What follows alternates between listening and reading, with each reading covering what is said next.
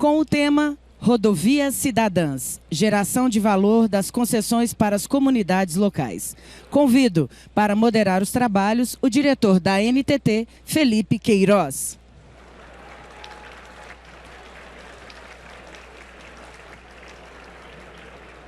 Boa tarde, já quase boa noite a todos e a todas. Eu começo aqui inicialmente chamando os colegas e colegas que vão me acompanhar nesse bate-papo.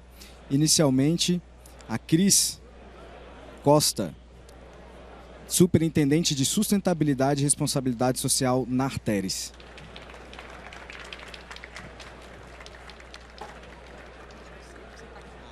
Fica à vontade. Em seguida, Lívia Allen, oficial de Gênero, Diversidade e Inclusão para o Brasil e Paraguai na UNOPS. Seja bem-vindo.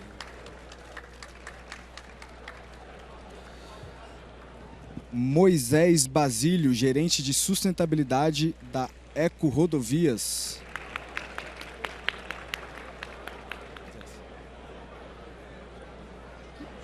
Eu vou sentar ali na ponta. E por fim, Onara Lima, superintendente de sustentabilidade em ISD na CCR. Obrigada. Todos acomodados? Vamos começar. Eu trouxe alguns breves slides, se o pessoal da organização me ajuda projetando, só para... Não, é um da ANTT. Ver se está com vocês. Que é só para contextualizar um pouco a nossa conversa, mas enquanto a gente se encontra aqui, o que eu trouxe é basicamente, assim, à luz do que a gente tem no pipeline da agência da ANTT, isso aqui, os números do ponto de vista especificamente de concessão rodoviária, a gente está tratando aqui, mas como todos bem sabem, a ANTT cuida também das concessões ferroviárias, para dizer um pouco da escala, do volume, da importância da gente ter um olhar do impacto desses investimentos nas comunidades afetadas, enfim, lindeiras dos nossos contratos de concessão. Nós temos 24 contratos de concessão na agência, remontando 13 mil quilômetros, passando por 13 estados. Esse mapinha não traz um pouco as rodovias, mas elas estão mais concentradas no centro-sul do país.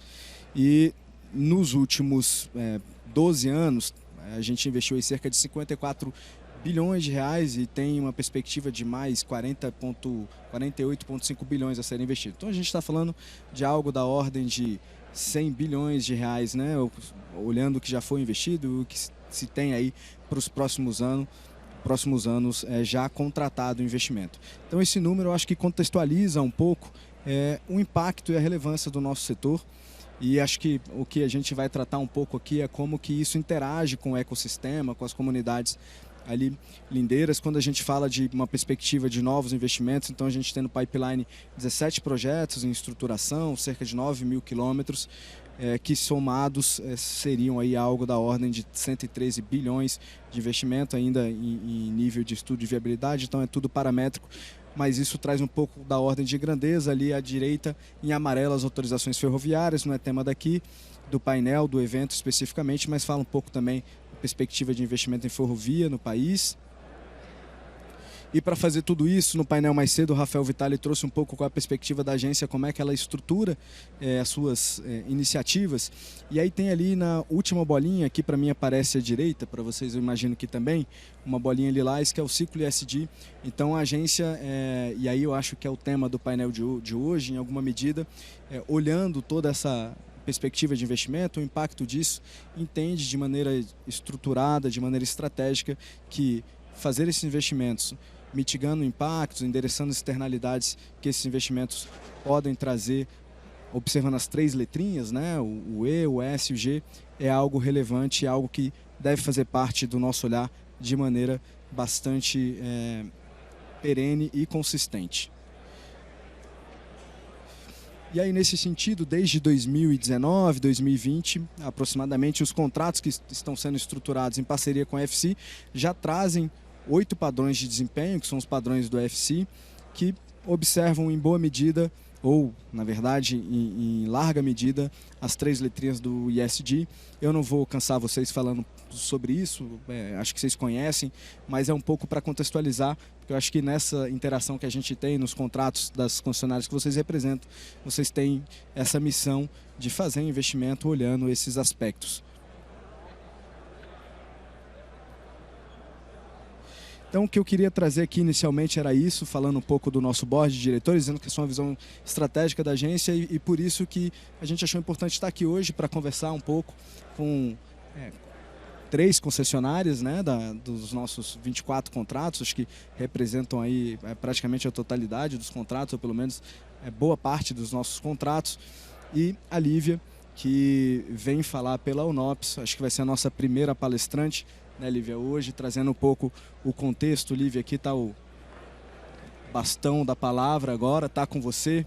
E Lívia, a gente queria entender um pouco como é que é a visão da UNOPS nessa perspectiva de uma infraestrutura cidadã, de uma infraestrutura que faz os investimentos, constrói ativos sem gerar passivos ambientais, sem gerar passivos sociais e com uma visão de integridade. Como é que você enxerga tudo isso na sua perspectiva da UNOPS? Por favor, está com a palavra. Obrigada, Felipe. A gente vai falar um pouco, então, sobre como fazer parcerias para a promoção dos direitos humanos e dos ODS. Passa como aqui, Felipe? Assim? Essa aqui. A outra. A grande. Então, gente, boa tarde. O UNOPS é o organismo da ONU especializado em serviços de infraestrutura, compras e gestão de projetos para a construção de um mundo sustentável. A gente trabalha em vários projetos no Brasil, como a construção de hospitais, parcerias público-privadas em parques, também em outros temas, não em rodovias no Brasil, para garantir, contribuir que o Brasil alcance o desenvolvimento sustentável. E quando a gente pensa no trabalho do Sistema ONU, no trabalho do UNOPS, a gente pensa na Agenda 2030 e na promoção dos direitos humanos, de gênero, diversidade e inclusão. E quando a gente pensa em rodovias, em concessões de rodovias, a gente também pensa na Agenda 2030, as concessionárias já trabalham com essa perspectiva. E pensando rápido, a gente pensa assim, 3 dos ODS. A gente pensa no ODS 9, que fala sobre uma infraestrutura resiliente, sustentável. O ODS 11, que fala de transporte, e que fala de transporte especialmente considerando as comunidades mais vulneráveis, considerando também mulheres, pessoas idosas, pessoas com deficiências e outros grupos. E o ODS 17, que fala precisamente das parcerias público-privadas e que é um tema que é transversal, né? A gente pensa as parcerias público-privadas como uma maneira de atingir os demais ODS. Mas se a gente pensar essas concessões de rodovias ou essas parcerias de uma maneira focada nas pessoas, a gente pode atingir muito mais ODS e trabalhar pela promoção dos direitos humanos nesse processo. E como que a gente faz isso, né? Como que a gente garante que as rodovias vão gerar, de fato, valor para as pessoas? O primeiro ponto para isso é considerar as pessoas na diversidade delas. Então, as pessoas são muitas, as pessoas têm diferentes necessidades. As pessoas são mulheres, homens, pessoas LGBTQI+, pessoas com deficiências, crianças, pessoas idosas, pessoas negras, indígenas, quilombolas. E as pessoas têm necessidades diferentes. Se a gente pensa uma rodovia, por exemplo, a gente pensa que vamos ter os usuários dessa rodovia, a gente pensa em caminhoneiros, a gente pensa em pessoas em carros de passeio e a gente pensa em ciclistas. A gente tem que pensar também, não só nos usuários, mas também nas pessoas das cidades do entorno dessa rodovia e que podem ser impactadas por esse projeto. E dentro das pessoas da cidade, de novo, a gente tem uma série de recortes e uma série de necessidades que são diferentes. E pensar também em como vai ser o uso das pessoas nessas rodovias. O que essas rodovias vão servir para melhorar suas vidas. Por exemplo, quando a gente pensa em mulheres, as mulheres tendem a aceitar empregos mais perto de suas casas para que nós possamos, né, conseguir conciliar o emprego com as tarefas de cuidado. Se uma rodovia facilitar, por exemplo, que essa mulher chegue ao trabalho, isso vai contribuir para que ela possa ter mais renda e vai impactar toda aquela família. Então, a rodovia ela tem esse potencial. Outro ponto que é importante para a gente é garantir a participação ativa das pessoas em todo o ciclo dessa concessão. O governador estava falando mais cedo de que o que as pessoas querem agora é interconectividade. A gente só vai saber o que as pessoas querem se a gente escutar as pessoas, de novo, as pessoas em sua diversidade com as diferentes necessidades. Então, o UNOPS, por exemplo, trabalhou no México e agora está trabalhando na Nicarágua. No México, num projeto de ferrovias, na Nicarágua, em um projeto de rodovia, que em ambos os casos passam por comunidades indígenas. Então, a gente trabalhou pensando, primeiro, conduzindo um processo de consulta livre, prévia e informada, como a gente tem que fazer, né, pelas normas da Organização Internacional do Trabalho, mas realmente garantindo a escuta dessas populações e a escuta das necessidades para chegar no seguinte ponto, que é avaliar os riscos e as medidas de mitigação. Então, quando a gente pensa em riscos, por exemplo, de uma concessão de rodovia, vamos pensar que tem uma comunidade rural que é produtora da agricultura familiar, por exemplo, e que o pedágio vai estar ali, naquele lugar, entre o lugar que essa comunidade produz e o lugar que ela vai escoar a produção. E um pedágio ali vai impactar muito o valor de escoamento dessa produção. Se a gente pensar, que a gente percebe esse risco e pensa como medida de mitigação, uma tarifa social, ou se a gente pensa até uma gratuidade específica para essa comunidade, para esses produtores, a gente pode mitigar esse risco e contribuir também para que essa comunidade possa continuar produzindo, possa continuar escoando essa produção e também para que a cidade que vai receber essa produção tenha esses alimentos frescos na sua mesa. Então é todo um ciclo que a gente pode contribuir no trabalho de uma concessão. Uma experiência interessante do UNOPS na Costa Rica, o UNOPS estava construindo uma ponte. A gente pode pensar, uma ponte, vai lá, constrói. Essa ponte era usada por pessoas com a intenção de cometer suicídios. A ponte ao lado era usada habitualmente. Então, durante a execução do projeto, isso foi observado.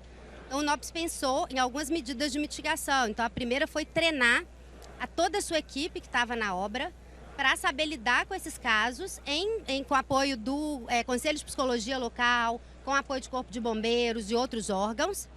E também criou na infraestrutura uma barreira de proteção para evitar que esses acidentes acontecessem. E isso foi tão positivo que depois a ponte antiga também fez isso. Isso diminuiu realmente o risco de suicídios naquela região. Então, uma ponte não é só uma ponte, né? Uma ponte tem outros usos e a gente pode fazer esses usos melhores. E aí, quando a gente pensa tudo isso, a gente está pensando em quê? Em gerar valor para as pessoas em todas as etapas de um projeto. Então, desde que a gente está elaborando o projeto até as etapas de execução e de avaliação. Então, numa etapa inicial, por exemplo, quando a gente pensa um projeto que vai ter obra, a gente pensa em como que a gente vai garantir emprego para as pessoas. Então, em Guiné, no UNOPS, 60% o UNOPS fez um trabalho numa rodovia, 60% das pessoas contratadas não tinham experiência em trabalhar em obras antes. Essa experiência foi construída. Isso vai garantir a manutenção da rodovia pela própria comunidade, que aprendeu a fazer os serviços, e também vai garantir emprego para as pessoas em outras áreas, enfim. E outro projeto do UNOPS também na Costa Rica, 10% das pessoas contratadas para construir a rodovia eram mulheres. E normalmente estão excluídas dos trabalhos na infraestrutura, que muitas vezes são trabalhos que pagam mais do que o serviço doméstico, por exemplo, que as mulheres costumam conseguir acessar em alguns lugares. Então, isso é uma etapa importante.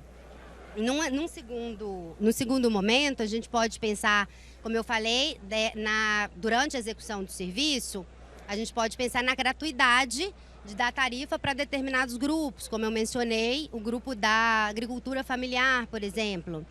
E um outro, por exemplo, em uma rodovia que já está em execução, a gente pode pensar num programa para reduzir abuso sexual contra menores, por exemplo. Se toda a rodovia fizer um programa para garantir isso.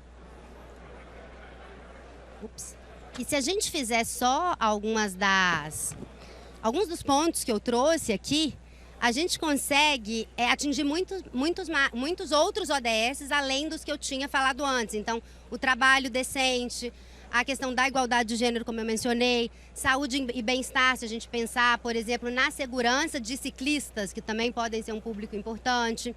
Então, nesse sentido, a gente agrega muito valor para essas concessões.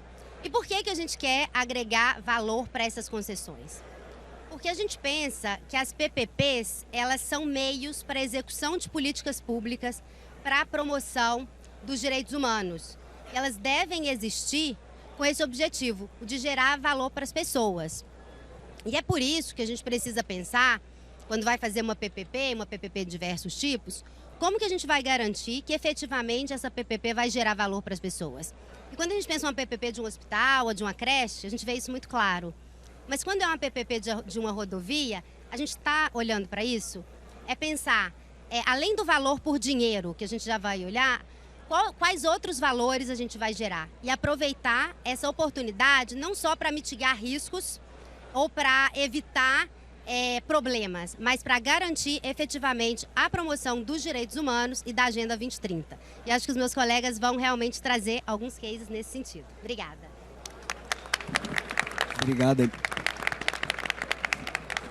Alô. Obrigada, Lívia. Acho que você trouxe aqui uma série de elementos, passou pelos ODS, e isso me remonta a uma frase que eu aprendi há algum tempo, que infraestrutura não é um fim em si mesmo, né? A gente não faz infraestrutura por fazer, a gente faz em boa medida para trazer bem-estar social, melhorar a qualidade de vida, desenvolvimento econômico, e tudo isso tem que estar alinhado com esses outros aspectos, né, de como isso representa algo para aquela comunidade onde ela está inserida. E aí, para continuar nosso bate-papo, agora Onara vai falar um pouco sobre o Instituto CCR, né, Onara? E como que a CCR consegue olhar esses aspectos todos e, através do Instituto, incorporar essas iniciativas dentro dos seus contratos. Onara, agora está com você, já está com o passador? Pronto. Boa tarde, pessoal. Obrigada pela oportunidade. Quero agradecer pelo convite. Dizer que eventos como esse são bastante relevantes, né? Quando a gente fala em democratização do conhecimento, democratização do que as companhias estão fazendo, acho que é muito enriquecedor. Quando a gente fala de um instituto, e eu vou iniciar, né, a minha apresentação mostrando um pouco da atuação do Instituto CCR, a gente está falando de um apoio bastante relevante no sentido de uma licença social para operar, não é? A gente tem licenças ambientais, eu como engenheira ambiental aqui posso dizer como funciona todo o processo, que é bastante burocrático e bastante regulado, mas quando a gente fala de uma licença social para operar, ainda fica bastante subentendido, né? O que é essa licença social para operar? Mas de toda forma, tudo que foi falado aqui e a gente observa é que cada vez mais essa comunidade, né, essas partes interessadas, esses stakeholders, eles estão muito atentos a tudo que as companhias estão fazendo, e comunicar é uma necessidade, mas mais do que comunicar é efetivamente fazer, ou seja, conectar, né, entender qual é o seu impacto para que você possa minimizar esse impacto. Então, quando a gente fala de rodovias, que é extremamente capilarizado, esse desafio ainda é maior. Né? E essa diversidade, que foi muito bem falada, ela traz também essa diversidade de regionalidades. O Brasil é um país que tem dimensões continentais. Então, muitas vezes, um projeto pronto, ele não vai ser adequado a todas as regiões às quais a gente tem atuação. Então, acho que esse olhar muito atento, esse olhar muito personificado, entender realmente qual é a demanda desse local, qual é a demanda dessas pessoas, eu acho que faz toda a diferença.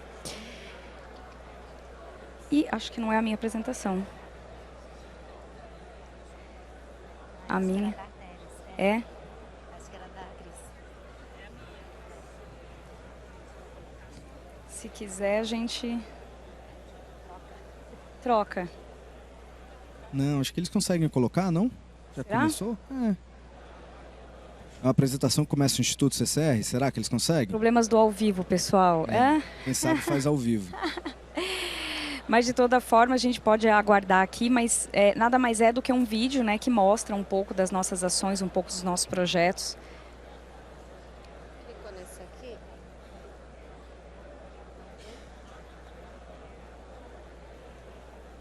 Estranho, deve ser problema lá na cabine.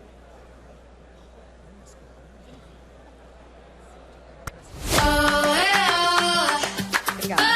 Ir e vir. Movimento. Conhecimento. Somos o Instituto CCR. A mobilidade humana está no centro de nossas ações. Ações conectadas ao ESG. Por meio da infraestrutura, conectamos cidades e comunidades. Levamos cultura. Trazemos oportunidades. Conectamos vidas por meio da música. Empoderamos jovens por meio da educação. Sorrimos pela dança. Chegamos com saúde no meio do corre-corre do dia a dia.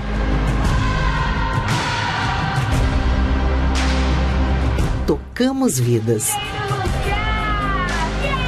Desenvolvemos redes.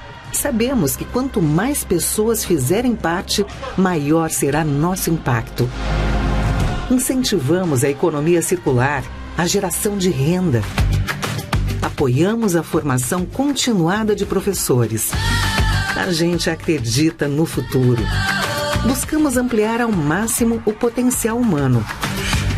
Isso é o que nos inspira. Isso é o que nos move pelos diferentes caminhos. Promovemos a inclusão social, oferecendo projetos em cultura, educação, esporte e saúde. Isso é mobilidade humana. Isso é o Instituto CCR. Legal. Então, assim, aqui tiveram algumas palavras-chave, né? Futuro, que é sobre o evento aqui que a gente está nesse dia de hoje. Como conectar o futuro sem falar de pessoas, né? Então, pessoas é realmente... Eu gosto de dizer que pessoas é o fator estruturante e é o vetor de mudança, seja mudança para o bem ou para o mal. Então, acho que quando a gente consegue plantar uma semente do bem, certamente essa mudança vai para o mesmo lado. E a Lívia trouxe aqui a questão dos ODS, né, pessoal? E justamente quando a gente fala dos projetos e da estratégia do Instituto CCR, a gente trabalha conectando a esses ODS. Quando a gente fala de 17 Objetivos de Desenvolvimento Sustentável, parece inalcançável, são muitos. Mas quando a gente consegue conectar esses objetivos com os nossos negócios, fica mais fácil da gente entender como a gente pode fazer a diferença. Então, hoje a gente tem como prioridade conectar essas ações também aos ODS. Nós trabalhamos com a Ambição 2030. E nós temos esses 3 pilares, né? A gente fala da educação e da cultura, da mobilidade para cidades sustentáveis, que eu gosto de dizer que traz muita democratização dos acessos, e saúde e segurança. E, obviamente, todos eles a gente trabalha em parceria, focado no nosso negócio, que é a mobilidade humana. Aqui são alguns dos nossos projetos regionalmente, né? Quando eu falo da capilaridade, é sobre isso o desafio. Então, a gente busca, sim, estar atuando prioritariamente nos locais onde nós temos operações, o que não quer dizer que não possamos ter projetos também em outros locais. Mas a gente precisa entender a necessidade dessa comunidade do entorno para que essa licença social seja genuína e eles se sintam impactados positivamente pelos nossos negócios.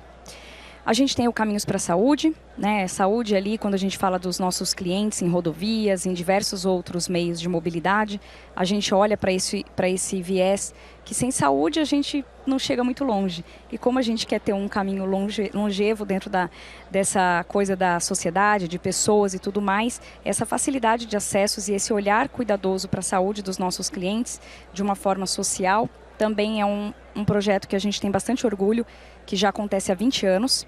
Então, no ano de 2022, nós chegamos a atender 49 mil pessoas. Então, é uma abrangência bastante grande e a gente acredita também que é um caminho importante.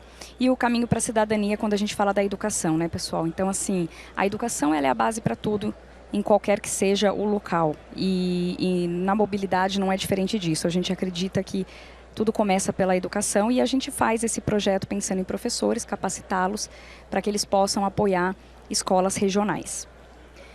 Nós tivemos aí mais de 3.200 professores capacitados e o mais legal é quando a gente começa a desdobrar esses números, né? Porque são 3.200 professores, mas a gente consegue impactar mais de 81 mil alunos, né? Então essa é a potência quando a gente fala da educação e eu acho que esse é um caminho que todos nós precisamos olhar com bastante cuidado, ainda mais no nosso país, em que o S, né? Eu trabalho com a agenda ISD, hoje eu estou aqui representando a Jéssica do Instituto, com o chapéu do S, mas a gente sabe que, e conversávamos sobre isso, o social no Brasil não é um gap, é um abismo.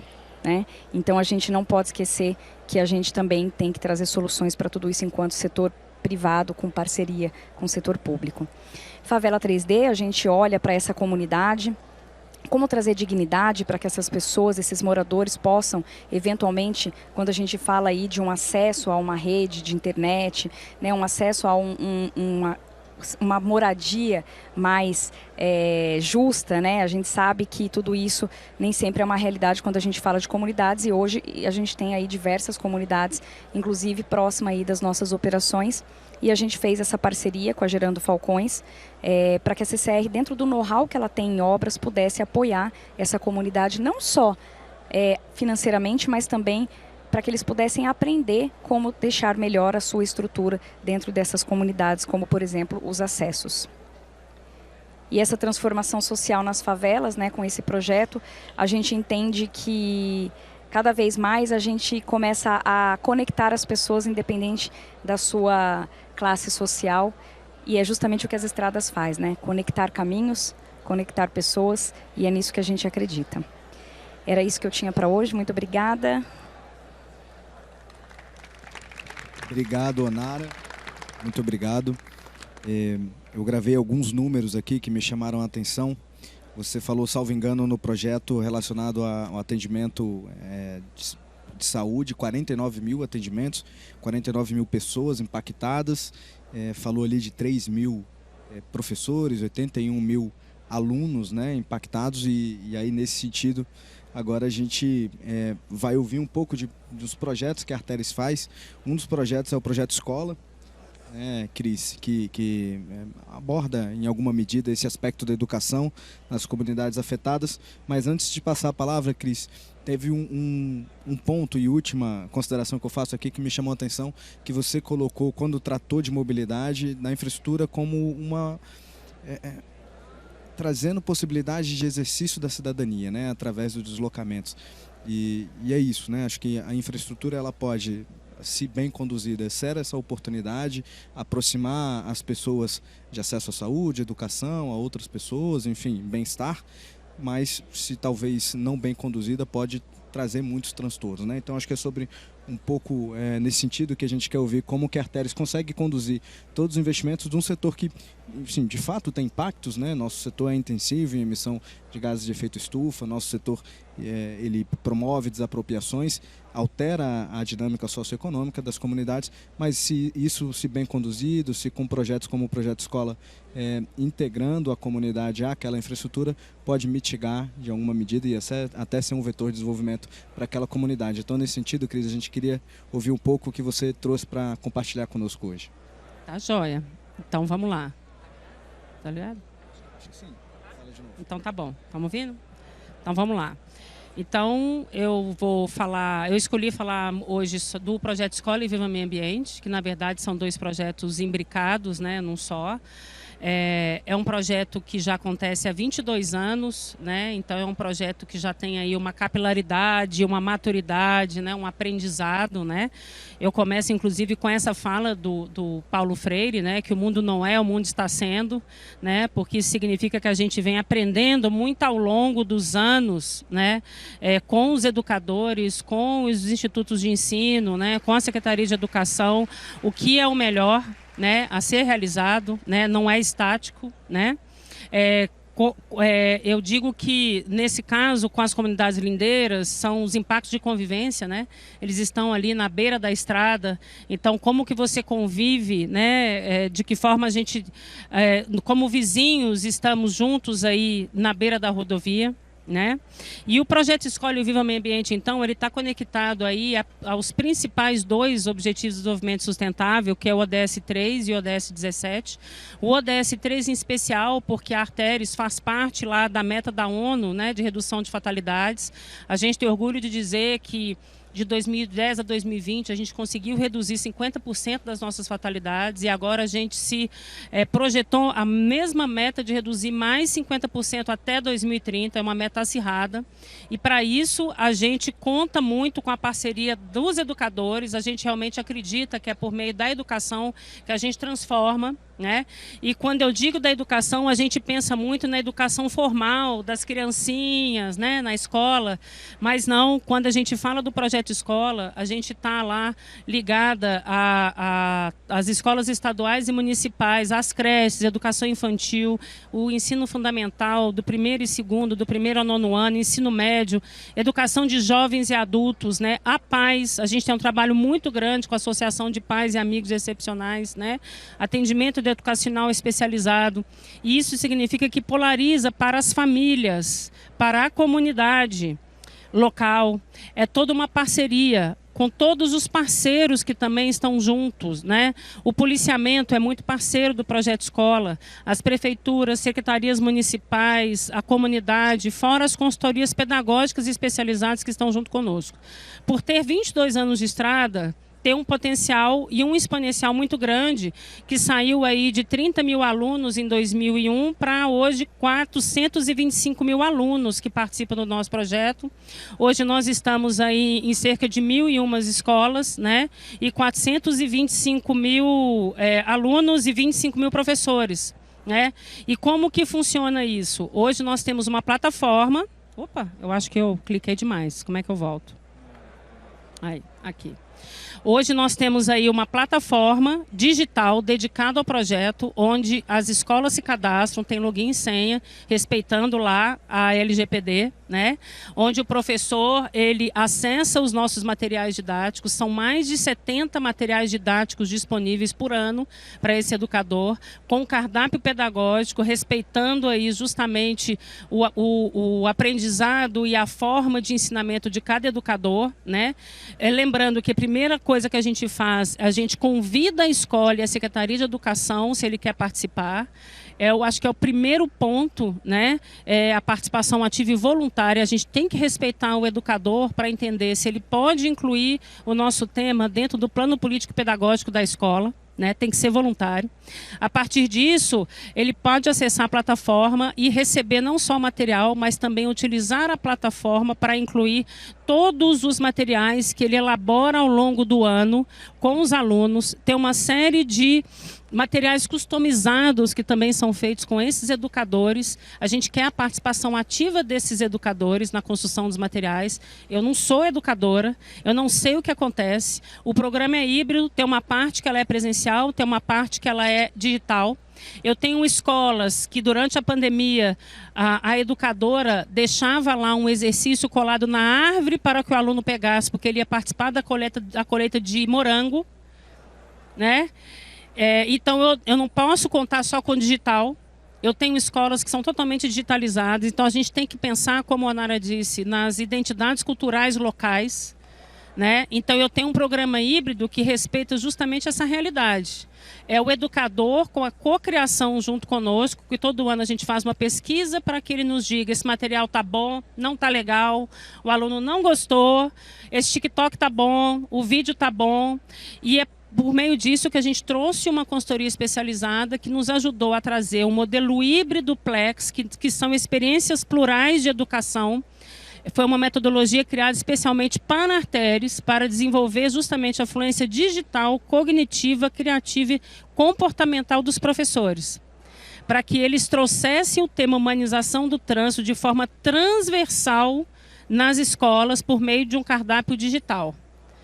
Está sendo muito legal, muito rico esse trabalho. Então, eu achei legal trazer esse projeto, porque a gente está num evento de inovação. Então, se eu quero transformar e fazer com que toda a comunidade, o educador e os alunos e a família se envolva na humanização no trânsito, na cidadania, mudança de comportamento, a gente também tem que se adequar à linguagem como uma oferta de material didático, né?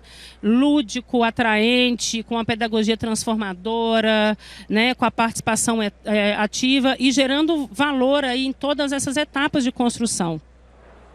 tem, então, uma série de capacitação desses atores da rede pública de ensino, né, com esse cardápio pedagógico, incentivo à criatividade, envolvendo os diversos perfis, faixas etárias e grades escolares. A gente tem um cuidado muito grande com a diversidade e inclusão. Então, dentro do meu material pedagógico, eu tenho um material pedagógico feito para crianças com dificuldades visuais, em parceria, inclusive, com a Dorina Noil.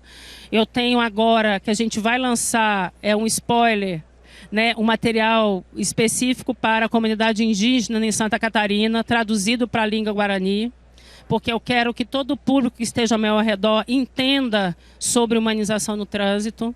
Então, é um cuidado muito grande com a diversidade e com a inclusão. Tá? Nós criamos aí um centro, uma central exclusiva de relacionamento e inovação para as escolas, que chama CRI, que são alguns pedagogos que também atendem as escolas com relação a esse material didático, como implementar.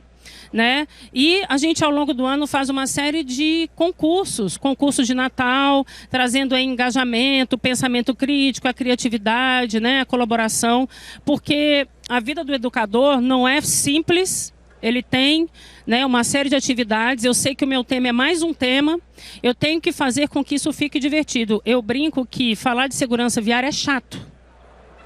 Ninguém quer falar desse tema, porque te traz uma realidade, né, gente? É uma realidade dura, às vezes, de enfrentar. Então, a gente tem a missão dentro do social de fazer com que esse tema fique lúdico e divertido, emotivo, que você transforme as pessoas para que entenda que esse é um tema importante e de mudança de comportamento. Tá? E o que é mais legal é que as escolas realmente assimilam isso, envolve a comunidade local. Então, tem uma série de passeatas, atividades conectadas à comunidade local. Elas descobrem que, às vezes, estão precisando de alguma melhoria de acesso ao pedestre ao redor da escola, melhoria no semáforo, convoca o prefeito. Então, a gente acaba trazendo um movimento de cidadania com o trabalho do Projeto Escola e do programa também do Viva Meio Ambiente, que trabalha os temas ambientais. A água, resíduo, todos os temas relacionados à educação ambiental. Esses são os materiais didáticos, são uma série de materiais didáticos, respeitando também as escolas. A gente tem tantos físicos quanto os digitais. Então, tem revista em quadrinho, álbum seriado, livros, jogos personalizados, blocos de atividades, fantoches. Tá? E tem uma série de materiais interativos hoje, que realmente são jogos, né, gamificados, que tem vídeo interativo que fala sobre segurança, o mapa interativo com quiz, atividade interativa. Esse ano, inclusive, a gente lançou esse material todo também para os nossos colaboradores, para trabalhar com as famílias, né? Com os filhos, né? E a gente está com um plano para o futuro lançar isso também para os nossos usuários acessarem por meio das nossas plataformas, para que também todos os usuários tenham acesso, além das escolas, tá? Tem um podcast também. Então, buscando sempre uma linguagem, né, mais jovem, moderna e atrativa para falar sobre esse tema. E aí, eu termino essa apresentação lembrando que no mundo mutante, o que a gente quer ser é inovação. No mundo alternante, o que a gente quer ser é inspiração. E no mundo criativo, nós somos disrupção exponencial, com interatividade, sensorialidade e emocionalidade. É só assim que a gente consegue transformar, principalmente no tema humanização no trânsito. Obrigada. A gente que agradece, Cris, pela aula, por 22 anos de tanta geração de valor. Nós teremos nosso último palestrante. Que responsabilidade. The last but not the least, né? E antes de te passar, Moisés, tá me ouvindo?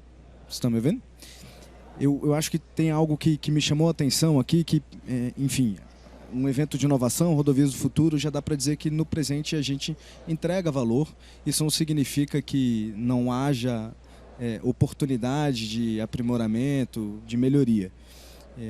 Talvez, e aí olhando a gente no papel da agência, a gente tem aqui um encontro que possibilite a gente comunicar isso melhor, né? Eu acho que o nosso setor, em alguma medida, ele é um pouco preto e branco ainda, né? É um setor que o pessoal torce um pouco o nariz quando pensa em infraestrutura, pensa só na parte das externalidades negativas, digamos assim, e não nesses benefícios que a gente pode gerar e até maximizar com boas práticas, com um olhar mais humano, com a Agenda 2030, observando os ODS. Então, Moisés, passando a palavra para você trazer um pouco qual é a visão da ECO e quais são as iniciativas que a ECO faz no sentido do que a gente vem conversando até agora. Maravilha, Felipe. Obrigado a todos. Boa tarde. Acho que antes de começar eu queria enaltecer o trabalho que foi desenvolvido pela nossa associação esse ano na organização desse evento, que nos permitiu ter, durante o evento todo, a discussão de sustentabilidade e ESG acontecendo, né, e também enaltecer a diversidade, né, que foi algo que nós clamamos no último evento, né, a presença majoritária de homens nessas mesas, e hoje eu tenho o privilégio de estar aqui dividido esse painel com 3 colegas super competentes, empoderadas, né, então acho que isso para nós isso é uma resposta, né, que a associação dá, não só para o nosso setor, mas para a sociedade de uma forma geral. Então isso é muito engrandecedor. E falar por último também é muito bom, porque além de ganhar a inspiração das 3 colegas que falaram antes, vem cheio de ganchos, né? E eu acho que eu quero passar, não vou entrar em um case específico, né? A ideia é fazer um recorte, né, sobre tudo que foi dito hoje e da geração de valor para as comunidades a partir do negócio concessão rodoviárias. Tem um material, aí está ele, deixa eu me organizar aqui. Vamos lá. Aqui em cima? Aí, muito bom. Bom, inicialmente eu queria comentar que a EcoRodovias ela possui a disciplina de desenvolvimento sustentável já no seu DNA, então é algo que a gente vem trabalhando há bastante tempo. O tema faz parte do nosso planejamento estratégico, então para nós, dentro do board da companhia, em todos os níveis hierárquicos, essa discussão é uma discussão muito latente, né? A gente tem isso muito claro e quem teve a oportunidade de ver os presidentes falando hoje, nas palavras do Marcello, que é o nosso CEO, para nós faz todo sentido, né, que a gente tenha uma licença, e o Onara trouxe isso também, a licença social para operarmos. Então, assim, sabemos que essas pessoas que estão ao nosso redor fazem parte, somos um ecossistema vivo, único, então é impossível que a gente não tenha isso muito bem desenhado e muito bem operado. E o nosso compromisso é liderar pelo exemplo, né? Trabalhamos para incorporar de fato, né, critérios ESG à estratégia dos nossos negócios, especialmente, como foi dito anteriormente, o fator governança, que para hoje é primordial, acho que para todas as empresas, mas também o fator social, né? A gente precisa ter isso muito bem desenvolvido. Temos um olhar diferenciado para as nossas comunidades lindeiras e buscamos naturalmente apoiar o desenvolvimento dessas comunidades, indo ao encontro não só de prover recursos, mas grande parte dos projetos que a EcoRodovias desenvolve, nós buscamos projetos que deixem um legado. E eu vou passar sobre isso porque há um entendimento interno e há um consenso, né, global já de que apenas investir, né, no social ele não é suficiente, né? O dinheiro entra e a sustentação, é a sustentabilidade do investimento social. E eu acho que é isso que a gente precisa investir e ter bastante atenção. A nossa geração de valor está alicerçada em cima basicamente de 4 pilares, né? O primeiro deles é o impulsionamento da economia local, a geração de emprego e renda local, segurança viária, naturalmente, quando a gente olha o pilar ESG muro para fora, segurança viária para nós é o pilar mais importante que a gente tem, né? Pessoas, infelizmente, ainda morrem de maneira grosseira nas rodovias e a gente combate isso com muita energia, e também o investimento socioambiental, seja ele privado, seja ele através das leis de incentivo, que hoje a gente aproveita 100% do potencial de investimento social através das leis de incentivo. Dando uma passada em relação ao impulsionamento da economia local, eu trouxe alguns números aqui para a gente refletir.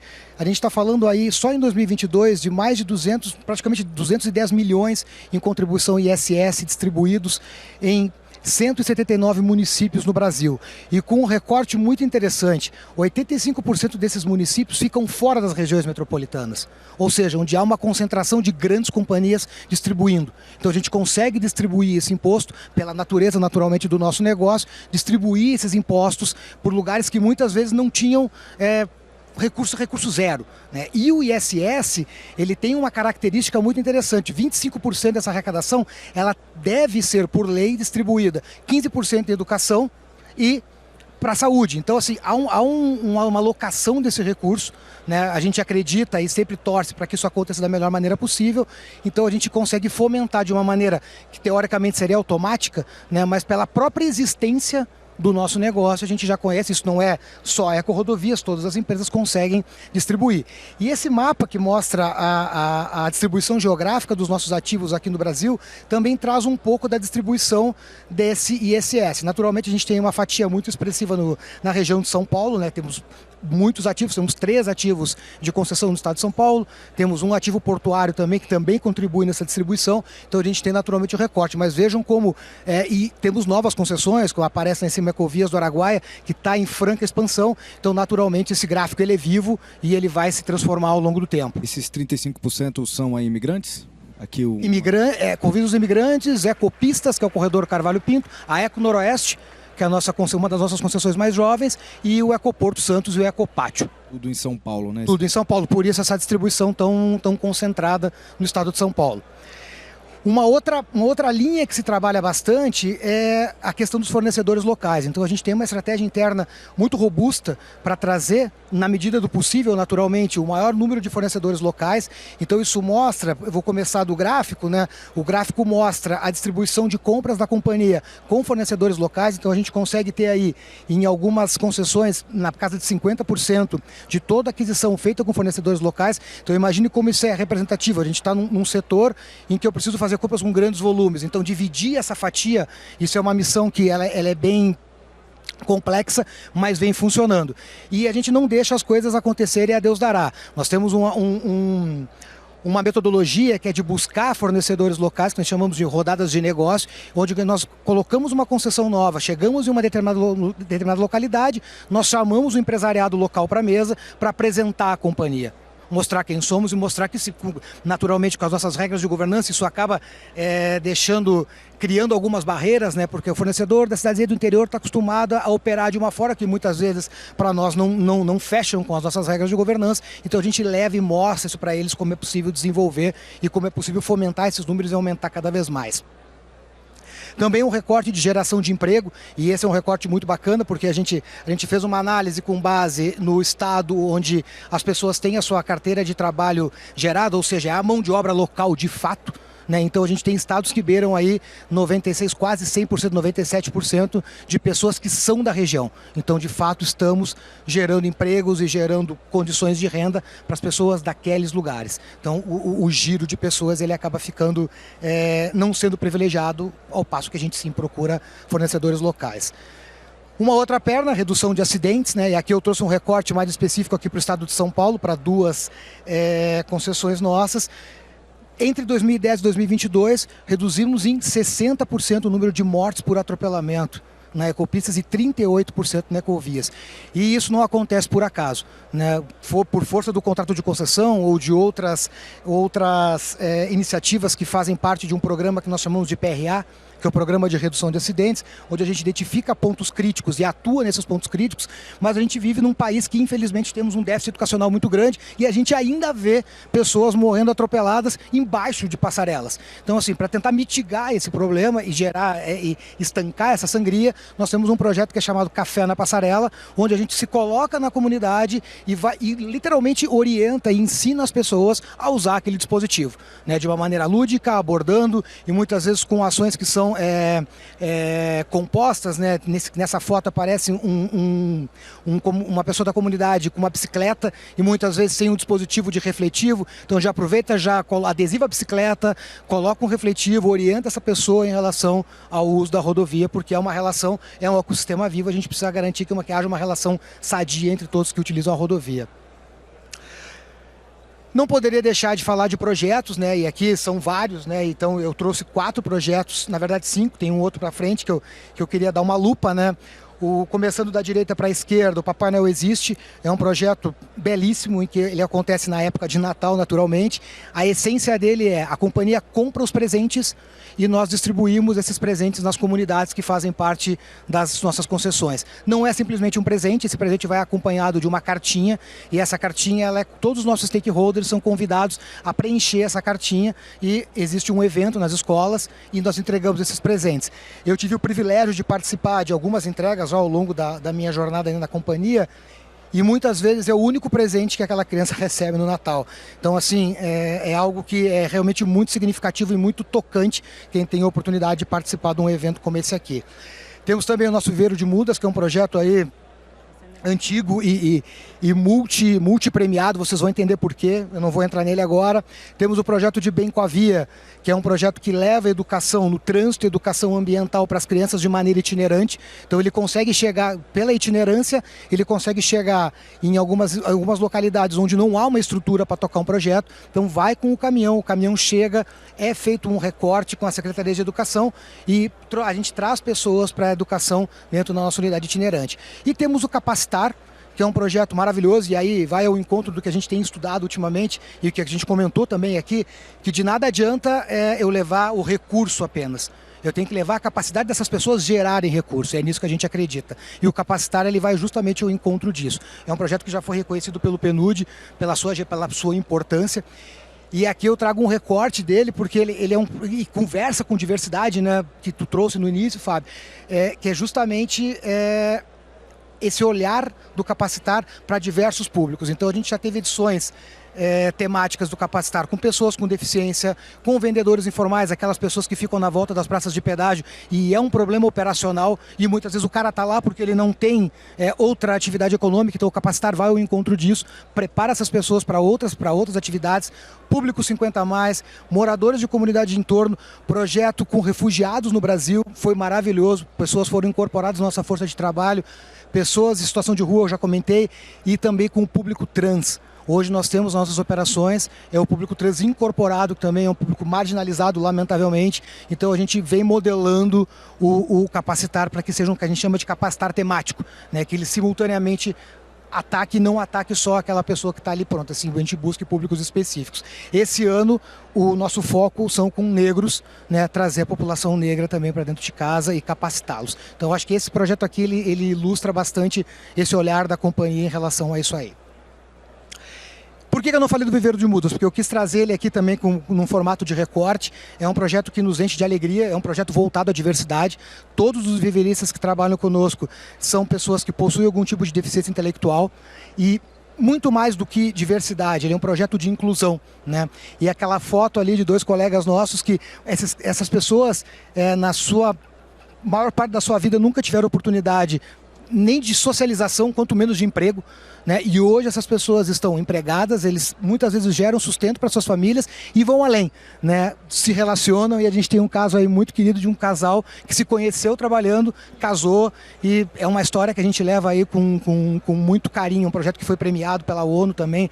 A gente tem um maior orgulho desse projeto, pela natureza. Ele é um projeto pequeno quando comparado com os demais, mas ele é um projeto que nos enche de orgulho. Tem aqui a turma que iniciou esse projeto aqui conosco, aqui na plateia, então é motivo de muito orgulho para toda a companhia o resultado desse projeto. Temos um outro projeto gigante aqui, que é o Ecoviver. Esse é um projeto que já tem 18 anos de atuação. Os números dele são muito impactantes. A gente está falando aí de quase 600 mil pessoas impactadas ao longo desses 18 anos. Só em 2022, nós tivemos 26 cidades alcançadas, 276 escolas envolvidas, 960 pessoas, professores formados, com 33 mil alunos beneficiados. É um projeto que eu gosto muito e a gente também tem muito carinho por ele, pelo legado, né? Porque a gente forma alunos, mas a gente forma professores.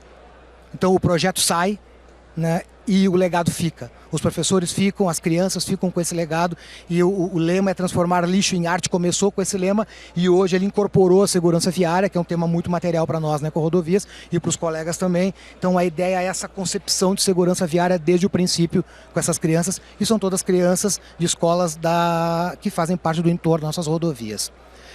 Eu queria passar um vídeo aqui. Será que a técnica nos ajuda a apertar algum botão aqui, que eu não sei qual é? Eu acho que tem que apertar ela. O vermelhinho? Acho que sim. Aponta aqui para ver. Vamos ver.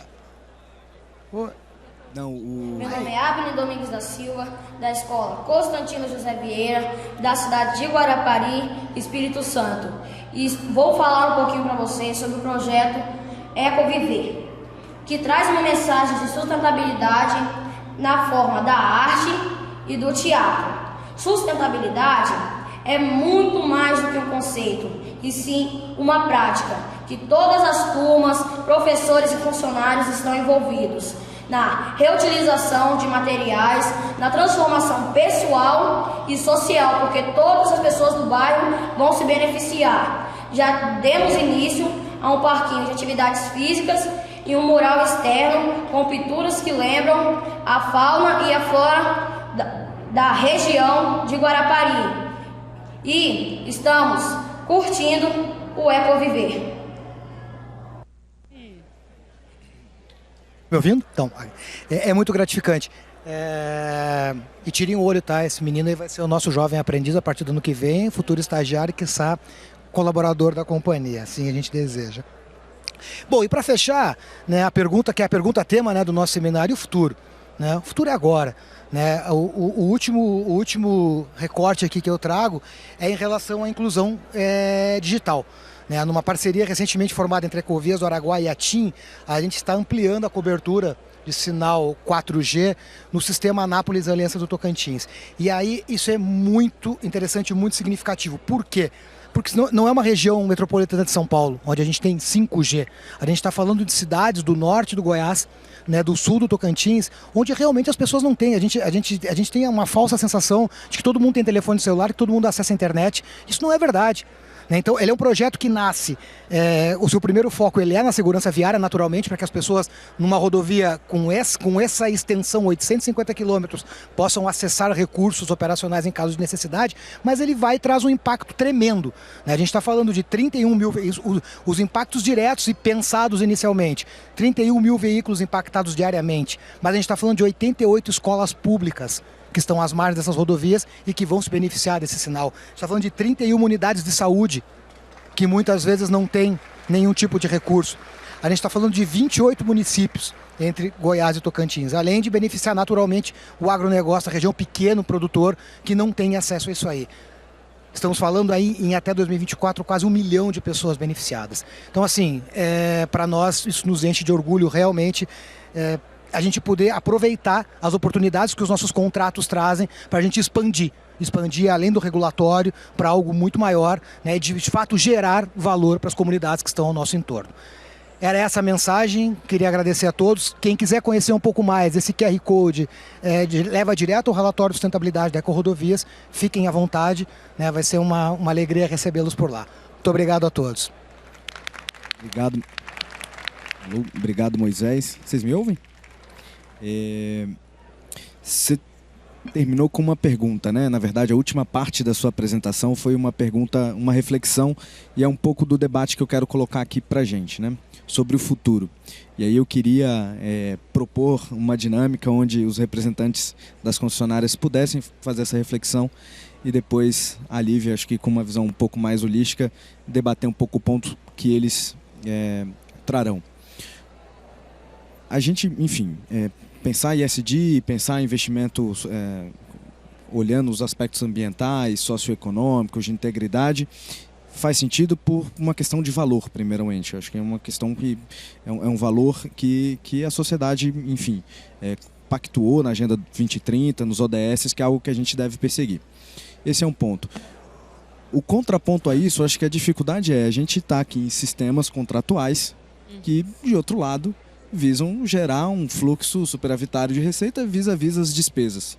E aí o drama, o desafio da gestão é como equilibrar essas iniciativas que têm uma perspectiva de investimento, mas querendo ou não, entram na rubrica de custos dos contratos, de maneira a, eventualmente, pensando no futuro, criar um potencial até para isso sair de uma perspectiva de custo e virar um benefício ou virar algo que incremente receita.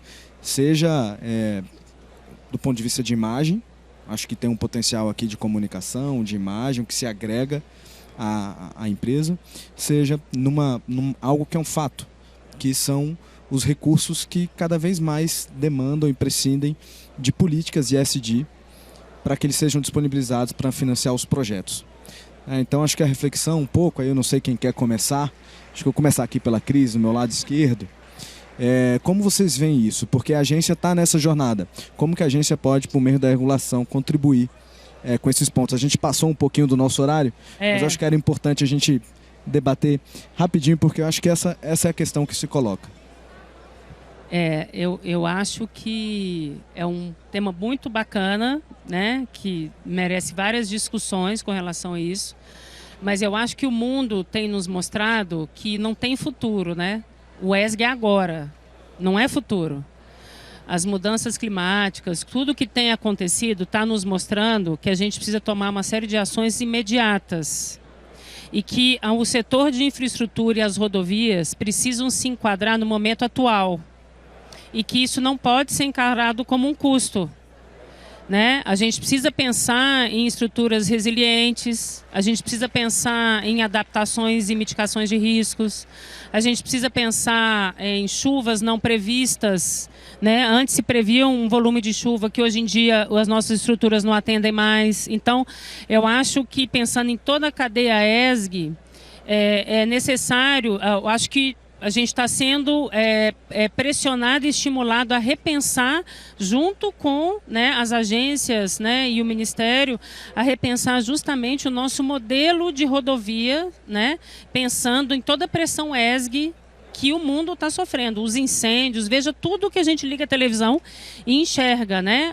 Essa semana, ontem mesmo, eu liguei a televisão, chuva de granizo no interior de São Paulo, em pleno agosto.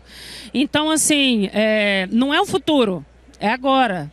Então, eu acho que a minha resposta para você é essa. Está na hora de ir junto, e eu acho que a sustentabilidade é em rede. Nós estamos aqui, temos que pensar em conjunto, como setor, junto com as agências, junto com o Ministério, como repensar o nosso modelo de negócio. Obrigado, Cris.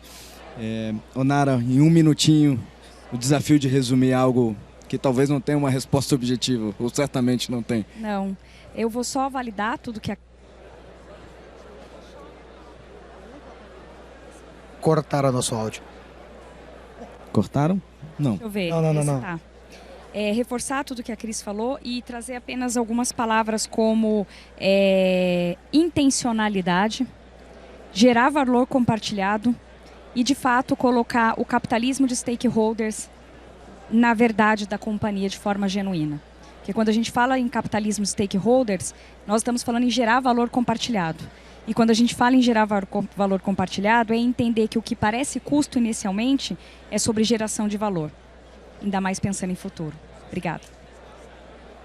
Viu como é mais fácil ser o último? Assim, eu endosso, né, as palavras da Cris, endosso as palavras da Onara e separaria em dois pilares. Eu acho que quando a gente fala de ESG, sustentabilidade e futuro, né, são dois pontos bem distintos, né? O que nós estamos falando aqui, geração de valor. Essas pessoas que a gente está preparando, a gente está distribuindo valor, são os nossos clientes do futuro, né? São eles que vão formar uma sociedade mais próspera, mais rica e que vão ser os nossos clientes. Então, primeiro ponto. Então a gente está melhorando a vida das pessoas, não dando dinheiro, né? Não é dando peixe, é ensinando a pescar, ajudando a pescar, né? Quebrando diversidade, a questão social, a questão de diversidade, a gente encurta um gap especialmente na sociedade brasileira. E por outro lado, né, é uma questão de business, né? Hoje, amanhã e daqui a pouquíssimos anos, empresas não vão operar. E não estou falando de licença social, estou falando de acesso a capital, eu estou falando de possibilidade de estarmos vivos no mercado. Então, assim, também é uma questão de business. Então, não tem como ser diferente. E respondendo a tua pergunta, como a agência pode ajudar? Subindo a régua, sempre garantindo que os que estejam jogando sejam aqueles melhores. É o que a gente deseja, para isso que a gente trabalha. Obrigado. Obrigado.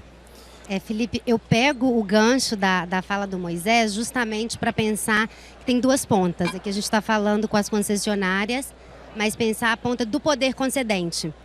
O poder concedente, na hora que ele vai fazer uma concessão, ele já deve fazer uma série de exigências para subir a régua. Então eu não quero que nessa rodovia tenha mortes. Eu quero reduzir o número de mortes. Eu quero que se empregue 80% da comunidade local nessa rodovia. Isso é importante porque o poder concedente está fazendo política pública. E ele vai fazer uma política pública melhor para a cidadania. Obrigada. Obrigado, gente. Obrigado aos colegas, às colegas e o colega que dividiram comigo aqui esse painel. Obrigado a todo mundo que está assistindo até agora. E até a próxima. Um grande abraço. Obrigado.